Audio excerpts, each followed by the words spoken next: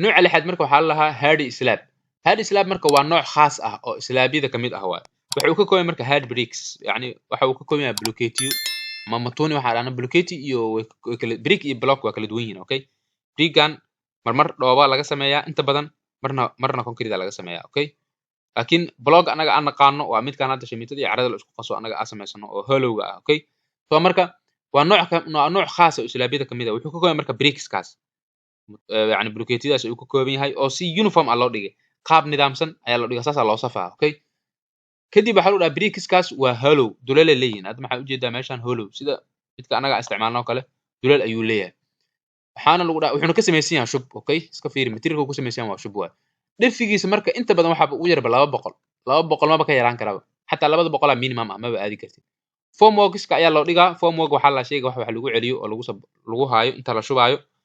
formworkskaas kadib ayaa ayaga qaabkan loo nidaaminaa oo rowga ah, row ayaa loo dhigaa, macnaa jiif la dhigaa, space ana loo dhexaysiinaa, yani saf kastaba space ku jiro. waxaa laga rabaa marka sida kuwa hadda aan soo aragnoo kale waay oo waffle-ka oo kale, spacekaas hadhow maxaa la rabaa in yani ay u shaqeeyaan rib beam oo kale.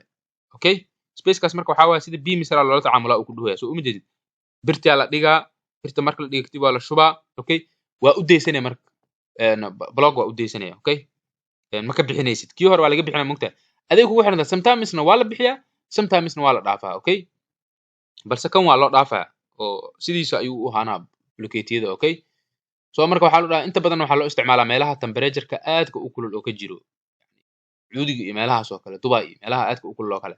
meelaha loo isticmaalo waa hospitaliska, office building, residential building iyo public building, intaba waa loo isticmaalaa. soo marka noocan sidoo kale waxaa lamid ah nooc kale oo isagana common ah oo naqaano hollow block ama hollow boat.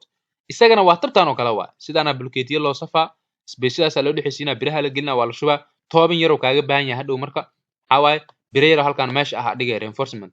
Okay, biro yar ah waa kanaha. Okay, waaba kanaha provided steel mesh bira la dhigaa. Okay, oo yar thickness yar oo marka slaab lagu daraa. Okay, soo marka noocaasna waa jira, haddaa aragtaa isdhihin macnaa maxay ku kala duwan yihiin. slaabyadaan ayagoo dhan waxa waaye aad ma u kala duwanaa, wax yar midba wax yar baa lagu daraa. Okay, nooca toddobaad marka muxuu yahay waa pre-stressed concrete slab. waa maxay marka pre-stressed concrete slab?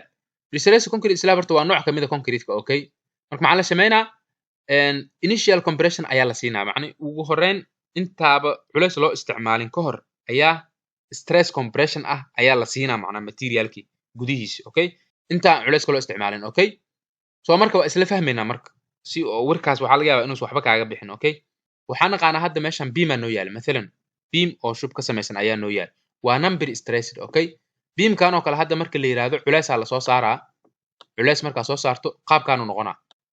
Okay, qaabkaas ayuu calool u sameynaa. waxaan naqaanaa marka culayskan banaanka ka yimid oo external load-ka ah oo la soo saaray wuxuu dhalinaa laba stress oo materialka gudihiisa oo dhalinaya, yacni laba shay jirto, load iyo waxaa jiro stress waxa la dhahayo. Okay, culays stress ma dhalan karo ilaa la helo load. Okay, materialka markaa culays usoo isticmaasho ama shayga elementiga markaa culays usoo isticmaasho waxa uu ka samaysan yahay oo ah material kala duwan, sida hadda beamkan oo kale bir iyo shub ayuu ka samaysan yahay. waxay isku dayayaan inay iska resist garayaan oo iska celiyaan waxa la dhahay loadkaas.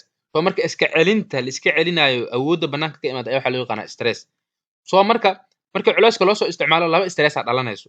mid waxaa la yidhahdaa compressive stress oo shayga meeshiisa kore way isku soo dhawaanaya oo yacni waxa waaye wuu isku keenaya culayska awgiis way isku imaanayaan. Okay, materialki halkaana waxaa ka dhacayo tensile ama tension stress. Okay, tensionkan markaa hoos ka dhacay waxaa ognahay inta badan concrete-ka meelaha tension zone-ka birta laga siiyaa. concrete-ka meesha uu daciif ku yahay waa tensile-ka ma celin karo. marka design-ka la sameynayana waaba la neglect garaya oo waaba waxba lagama soo qaado inuu stresska oo tension-ka celin karo. kaliya wuxuu aad ugu fiican yahay compression-ka. Okay, wax xaddi badan oo compression u dul qaadan karaa, laakiin haddii tension uu celinayo haddii loola kala jiido ma celin karo. soo marka concrete-kii markii saan oo kale uu ku dhaco marka waxaa ku qasbanaa inaan meeshaan bir gelino. birtaas marka maxay ka qabanaysaa, shaqada ay ka qabanaysaa waxay tahay inay tensionka ka awood siiso. Okay, waxaan inta badan aragnaa guriga meelaha dildilaac uu ka bilaabo meelahan waa. Okay, hadda crackska sababtu waxay tahay tensionkii dhacaya wuxuu sababa inuu crack imaado. Okay, soo shayga marka hore culaysaa la soo saaray, bending ama qolooc ayuu sameeyey, bendingkaas markuu sameeyo waxa waaye waa deflection.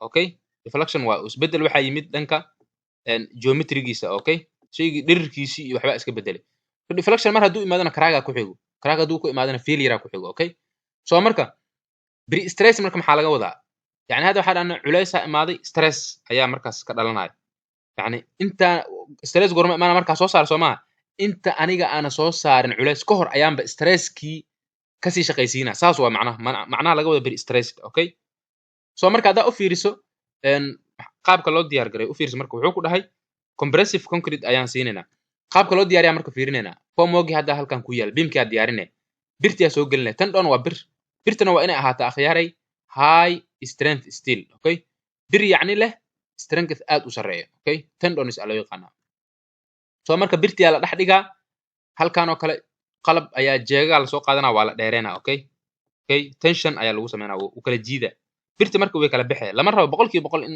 la kala bixiyo xogaa yar ayaa stresskeeda oo tensionka la dheereena kadib waxaa lagu xiraa bahaladan birahan ayaa lagu xiraa si uu loo celiyo concrete-ka markaa lagu shubaa concrete-ka marka lagu shubo kadib waxaa dhacayso inuu adkaado kadibna waxaa sameynayna waa jareena okay concrete-ka marka lagu shubo saan uu noqdo waa la jaraa okay maxaa dhacaysa marka birtan bir la kala jiiday ee sax waxay sameynayaan marka in yani compression ku sameysaba okay sababtoo ayadi waa la sii daayay Soomaa marka hore saana loo jiiday okay saana loo kala jiiday waa la celinayay concrete-ki strength-kiisu helay waa la jaray marka la jaray marka maxay sameynayaan in hoos compression uu ka dhasho okay awal maxaa ogaan sida caadiga beamka caadiga in core compressive uu ka jiro hoos tension uu ka jiro marka maadaama hadda bir stress halkan lagu sameeyay oo halkan naftirkiisa compression uu ka jiro maxaa dhacay marka compression-ki kore iyo compression-ka hadda oo birtan ay dhalisay in ay counteract isku noqdaan macna is cagsiyaan oo is celiyaan is balance gareeyaan macnaha hadaa si kala kuugu sheego so marka u fiirso beamka hadda marka bir stress lagu sameeyay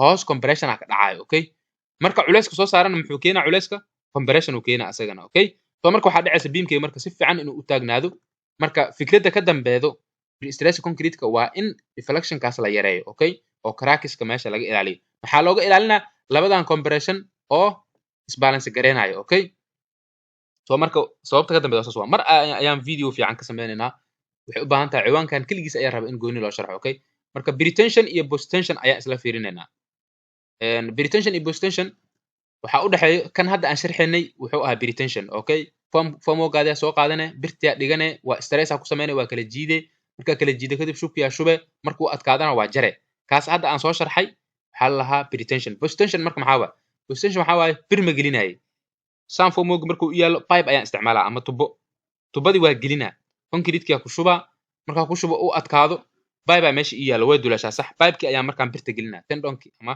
high yield strength-ki ayaa birta ahayd ayaan gelinaa marka geliyo kadib stress ayaa ku sameynaa sidoo kale waa kala jiida okay marka kala jiido dhagihii ayaa lagu xiraa macnaha birihii celinaa ayaa lagu celinaa kadib markuu strength-kiisa helo waa laga furaa balse waxaa jirto pipe-ka iyo birta dhexdooda marmar in yani oo yani space uu ka jiro markaas oo kale waxaa la isticmaalaa process-ka la dhaho grouting okay grouting marka maxaa waa shub ku buuxin waa okay waa shuba ku buuxinay macnaha shubkaas marka ku buuxiso oo adkaado asagana waa furay macnaha dhagii waa furay okay grouting okay ayaa sameynay marka furto marka kaasna waxa loo yaqaanaa post tension okay marka waxa isleeyahay in xogaa wax ka fahantay